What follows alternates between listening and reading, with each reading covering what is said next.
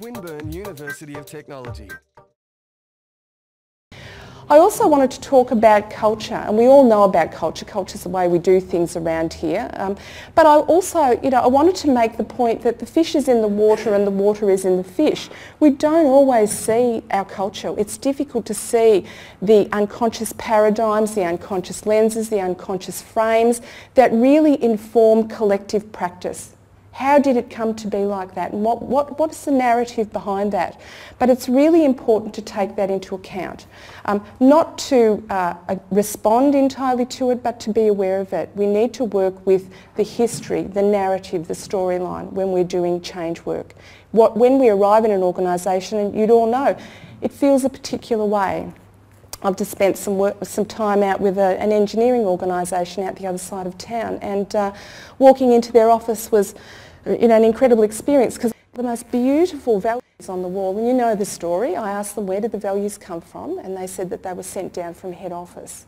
So you start to get this sense of, and you understand how they don't live and how people are dismissive of them, and it's almost worse to have them there than if they weren't there, because there's a sense that not only do we promote our values, but there's no sense of a desire to live by them. So I just wanted to talk about culture because Susan David wrote a beautiful article just recently about fundamental attribution error, and we always think more about the individuals inside an organisation rather than context.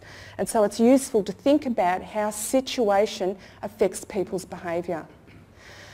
So moving on from that, I guess I wanted to put up this notion too, about the subjectivity of change. It's dynamic, it's personal, and it's often very, very difficult to describe. The other thing I like to say about change is that, can people change? Well, only if they want to. And this is drawn from the work of Kettes de Vries. Again, I'm just going to dip into theory and shamelessly take years of people's research and their full life work and encapsulate it in a statement. But I'm happy to provide more information later. But Kettes de Vries talks about this, and he says, really, the work of the change agent is about engaging people and getting them to be willing and ready to. Because I love change, especially when it's initiated by me. I'm not always that interested in change. When it's initiated by other people, I want to know why. I want to know what I'm going to need to give up. How can I be that person? Will I look incompetent? The fear of looking foolish during transformation is real. It's your reputation that's at stake. And how will I feel when I'm asked to do things in a different way, knowing that I've had 30 years in organisations. What I do works. Why would I want to change it? And so it's profound and it's very, very challenging. So I guess what we also say in the work that we do around transformational change is that you need to start with yourself first. When you get on the plane, they say, fit your own mask before you fit the masks of others. And in a lot of transformational initiatives, what we have is people talking about everybody else, how difficult everybody else is. And so what we do in the initiatives that I've been involved in is we start with whoever's willing to listen first. Now, I used to say it had to be the leaders. I'm not so convinced of that now. But certainly if you have the leaders on board, I think that's an excellent start, and it certainly creates an ease, because then you can introduce that beautiful cascade. But I have seen change burst forth out of an organisation because somebody's just decided to do it differently, and it's really had a wonderful impact and been quite successful as a movement. So let me just dip very shamelessly into huge bodies of research and just talk about a few things. And really, I wanted to model to you that we all have to do our work, so I'm going to talk about transformational change from my own perspective. So this is me. This is me when I was 30, and this is me at BHP on a floating production facility in the middle of the Timor Sea. And what I wanted to talk to you just briefly about, and I wanted to acknowledge, was that developmental psychology talks a lot about growth and evolution. So what we know about us developmentally is that you're not the same employee you were when you were 20 years old. You have a different cognitive capacity. You are probably more likely to be able to juggle more. You have a different ego state. Your ego state will be attached to different things. Early, it might have been social success.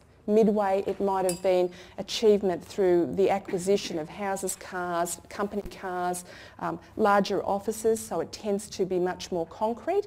And then as we move on and we mature in organisations, it becomes much more about leaving a legacy, about doing altruistic things, about developing, growing people. Now, they're real generalisations, but I think it's interesting to think about that when you're working around transformation. How mature is your team?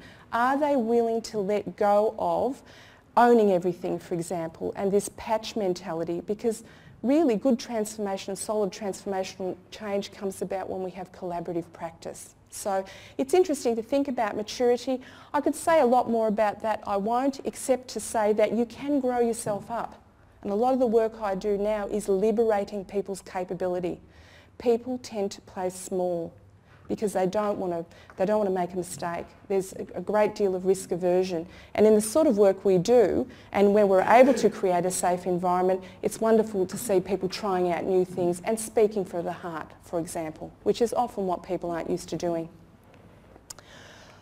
Let me talk about personal traits. Again, this is me. When I was working at National Mutual with the training and development team. I was training and development manager there for a while.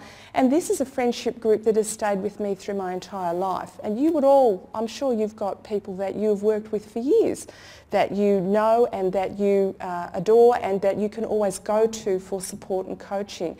But the primary point I wanted to make here is that transformational leaders know themselves. They know their personality and they know their biases. They know their things like they know their need for control, they know their need for affection, they know whether they're good at including people. So there's a sense of self-awareness that transformational leaders have, and that then allows them to be aware of others and then to be able to bring that to a systemic view. So really, personal traits is part of the deepening of self-knowledge. This has been a Swinburne production.